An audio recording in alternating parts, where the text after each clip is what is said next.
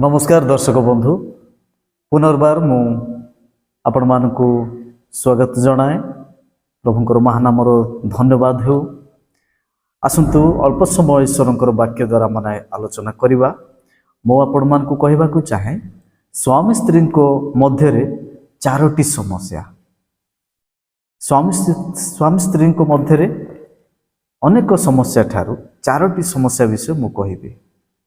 प्रथम हैला धर्म विश्वास मत, द्वितीयटी है शारीरिक संपर्क, तृतीयटी अर्थ, चतुर्थटी संतान संतति। यही विषय गुड़िक द्वारा प्रायतः परिवार रे विशेषकर स्वामी स्त्री मध्य समस्या देखा जाए। पवित्र बाइबल माने गोटे अंश देखा द्वितीय कोरिन्थिय 6:14 पदरे एठी लिखा जाए जे अविश्वासी किंबा विश्वासी होता आपण जदि विश्वासी अविश्वासी को बाहाइछंती विवाह करिछंती तेबे ताहा होछि बुझामुणा अभावर विषय। गोटे विषय एठी लिखा जाइछि प्रथम कोरिन्थिय 7:12 एवं 16 पद मध्य जे आमने कारण अविश्वासी स्वामी भार्या हेतु सूची करा जाई अछि आउ अविश्वासिनी भार्या स्वामी हेतु सूची करा जाई अछि। ताहा न हेले तुम मानको संतान माने असुचि होते किंतु एबे से माने सूची। एटा समत हेबार विषय कहा जाए।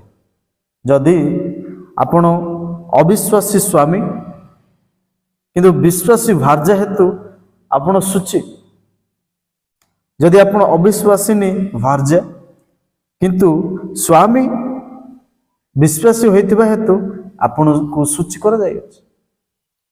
ताहा न हेले तुम मानकर संतान असुचि होते किंतु एबे से माने सूची। अनेक समय रे एई विषय को नहीं परिवार अशांति होता है, समस्या देखा जाय थाए, कथा मिसी न थाए, परिवार लोकों को बुझिया पाए अनेक समय लागे। एई विश्वासर मत को लेकिन मध्य परिवार रे समस्या देखा दे थाए। कारण आम जानिचु आलोक एवं अंधकार कौन सी भाव रे मिलन न थाए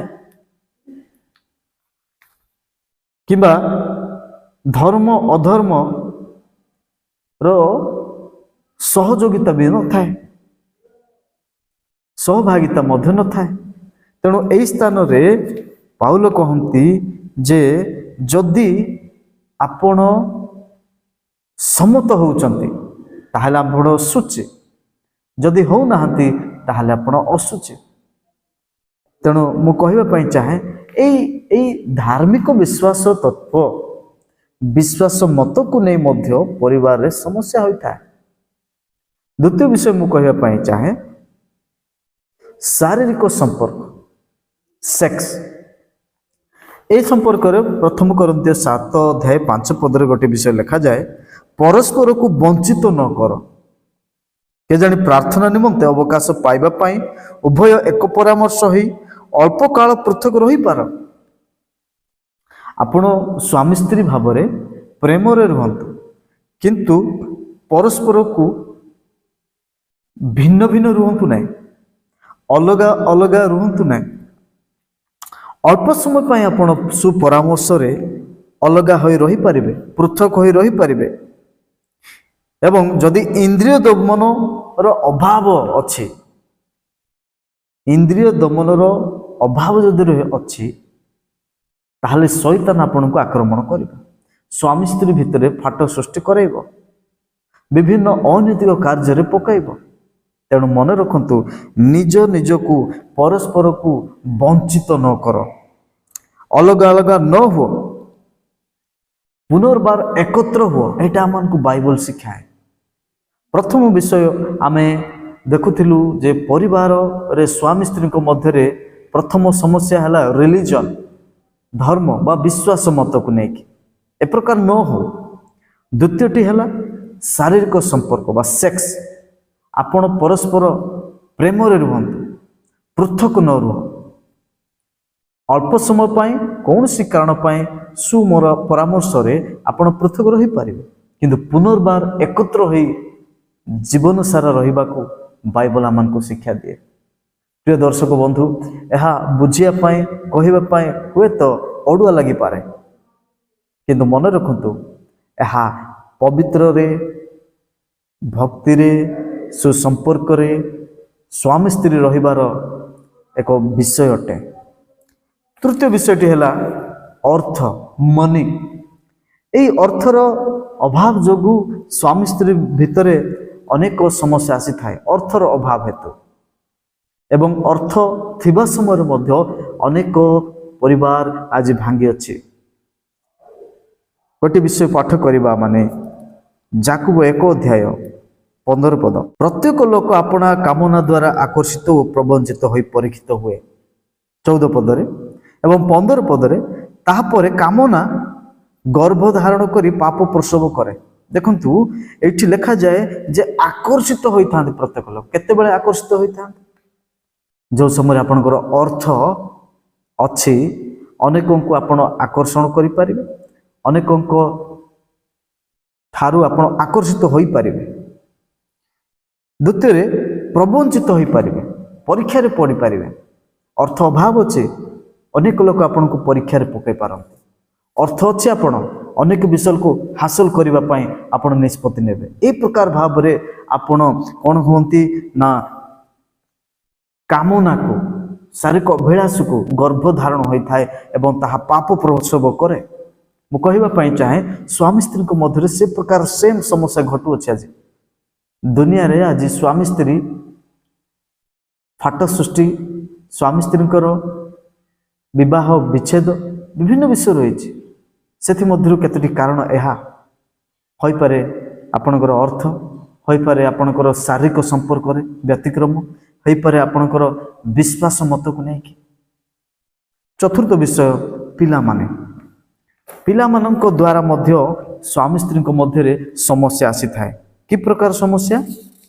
ପିଲାମାନଙ୍କ ମଧ୍ୟରେ କି ପ୍ରକାର, କାହିଁକି ସମସ୍ୟା ଆସୁଛି? ଯଦି ଆମେ ଦେଖିବା, ଅନ୍ୟ ଲୋକମାନଙ୍କ ନିକଟରେ ପ୍ରଚାର କରି କାଳେ ମୁଁ ନିଜେ କୌଣସି ପ୍ରକାର ଅଗ୍ରାହ୍ୟ ହୁଏ। ଅନେକ ପରିବାର ପଡ଼ୋଶୀଙ୍କ ବିରୁଦ୍ଧରେ ସମାଲୋଚନା କରିଥାଏ, ବନ୍ଧୁ ସାଙ୍ଗସାଥୀ ସେମାନଙ୍କ ବିରୁଦ୍ଧରେ କଥାବାର୍ତ୍ତା ହୋଇଥାନ୍ତି, କିନ୍ତୁ ନିଜ ପାଇଁ ସେହି ଶିକ୍ଷା ନଥାଏ। ଅନ୍ୟକୁ ହିଁ ଆମେ ଆଙ୍ଗୁଠି ଦେଖାଇଥାଉ, କିନ୍ତୁ କେତେ ଗୋଟି ଆଙ୍ଗୁଠି ଆମକୁ ଦେଖାଇଥାଏ ସେଇଟା ଜାଣିବାର ଅଛି। ପ୍ରଭୁ ଗୋଟିଏ କଥା କହିଲେ, ତୁମେ ଅନ୍ୟର ଆଖିରେ ଗୋଟିଏ ଛୋଟ କୁଡ଼ାଟିଏ ଦେଖୁଅଛ, କିନ୍ତୁ ନିଜ ଆଖିରେ ବଡ଼ କାଠ ରହିଛି। ଏହାର ଅର୍ଥ ଆମେ ନିଜର ଭୁଲ, ନିଜର ଦୋଷ ଜାଣିପାରୁନାହୁଁ। ନିଜର ପରିବାର, ନିଜର ଜୀବନ ଶୈଳୀ ଦ୍ୱାରା ଅନେକଙ୍କୁ ଆମେ ଆଘାତ ଦେଉଛୁ, ସେଇଟା ଆମେ ଜାଣିପାରୁନାହୁଁ, କିନ୍ତୁ ଅନ୍ୟର ହିଁ ଆମକୁ ଦେଖାଯାଇଥାଏ। ଠିକ୍ ସେ ପ୍ରକାର ଭାବରେ ନିଜ ପିଲାମାନେ, ସନ୍ତାନ ସନ୍ତତି ମାନଙ୍କର ମଧ୍ୟ ସେ ପ୍ରକାର ଅନ୍ୟ ପିଲାମାନଙ୍କ ଦ୍ୱାରା, ଅନ୍ୟ ପିଲାମାନଙ୍କୁ ନେଇ ଆମେ ଦୋଷାରୋପ କରିଥାଉ।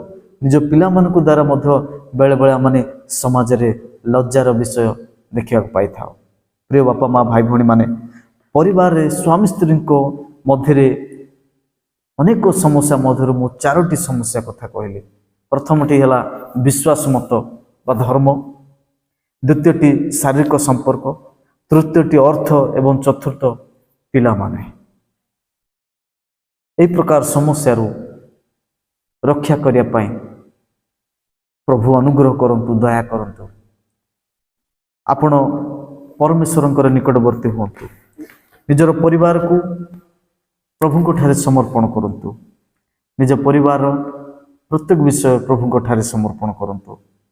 ସମସ୍ୟାରୁ ସମାଧାନକାରୀ, ସମସ୍ୟାରୁ ଉଦ୍ଧାରକାରୀ ପ୍ରଭୁ ଆପଣଙ୍କର ପ୍ରଭୁ, ମୋର ପ୍ରଭୁ, ସେ ହେଉଛନ୍ତି ପ୍ରଭୁ ଯୀଶୁ ଖ୍ରୀଷ୍ଟ। ଆସନ୍ତୁ ଆମେ ପ୍ରାର୍ଥନା କରି ସମାପ୍ତ କରିବା। ସ୍ୱର୍ଗସ୍ଥ ପିତା, ତୁମରି ପବିତ୍ର ଏବଂ ମହତ୍ ନାମର ଧନ୍ୟବାଦ କରୁଛୁ। ତୁମେ ଅନୁଗ୍ରହ କଲ, ଦୟା କଲ। ସ୍ୱାମୀ ସ୍ତ୍ରୀଙ୍କ ମଧ୍ୟରେ ଦେଖାଦେଉଥିବା ଅନେକ ସମସ୍ୟା ମଧ୍ୟରୁ এই 4ଟି ସମସ୍ୟାକୁ ତୁମେ ଦୃଷ୍ଟି ଆକର୍ଷଣ କରାଇଲ। ପ୍ରଭୁ, ଆମମାନଙ୍କର এই ଭିଡ଼ିଓ ଦେଖୁଥିବା ପରିବାର ମଧ୍ୟରେ ପ୍ରଭୁ ସ୍ୱାମୀ ସ୍ତ୍ରୀଙ୍କର ମଧ୍ୟରେ ଯେପରି ପ୍ରଭୁ ବିଶ୍ୱାସ ମତ ସମାନ ହେବ, ତୁମଠାରେ ବିଶ୍ୱାସ କରିବାର, ଭକ୍ତି କରିବାର ଏକ ମନ ହେବ ଏବଂ ପ୍ରଭୁ ଅର୍ଥକୁ ସଦୁପଯୋଗ ହେବ। ପୁଣି ପ୍ରଭୁ ଶାରୀରିକ ସମ୍ପର୍କକୁ ଭିନ୍ନ ନ କରି ପ୍ରଭୁ ଏକାଠି ପ୍ରେମରେ ରହିବାକୁ ହେବ ଏବଂ ପିଲାମାନଙ୍କୁ ମଧ୍ୟ ସୁପରାମର୍ଶ ଆଦେଶ ବାଧ୍ୟ ସନ୍ତାନ ସନ୍ତତି କରିବା ପାଇଁ, ସୁଶିକ୍ଷିତ କରିବା ପାଇଁ ତୁମେ ଅନୁଗ୍ରହ କର। ଏ ପ୍ରକାର ପରିବାର ତୁମେ ଗଠନ କର ପ୍ରଭୁ। ଦେଖୁଥିବା ଭାଇ ଭଉଣୀମାନଙ୍କୁ ତୁମେ ଆଶୀର୍ବାଦ କର, ସବୁ ସମସ୍ୟାରୁ ସେମାନଙ୍କୁ ଉଦ୍ଧାର କର। ଆଜି ମଧ୍ୟ ଅନେକ ପରିବାର ଏ ପ୍ରକାର ସମସ୍ୟାରେ ପଡ଼ିଛନ୍ତି ପ୍ରଭୁ, ସେମାନଙ୍କୁ ମୁଁ ତୁମଠାରେ ସମର୍ପଣ କରୁଅଛି। ପ୍ରଭୁ ସେମାନଙ୍କୁ ତୁମେ ଆଶୀର୍ବାଦ କର, ସେମାନଙ୍କୁ ସମସ୍ୟାରୁ ମୁକ୍ତ କର। ସବୁ ଗୌରବ ତୁମେ ପାଅ। ପ୍ରାର୍ଥନା ଯୀଶୁଙ୍କ ନାମରେ ମାଗୁଅଛୁ, ଆମେନ୍।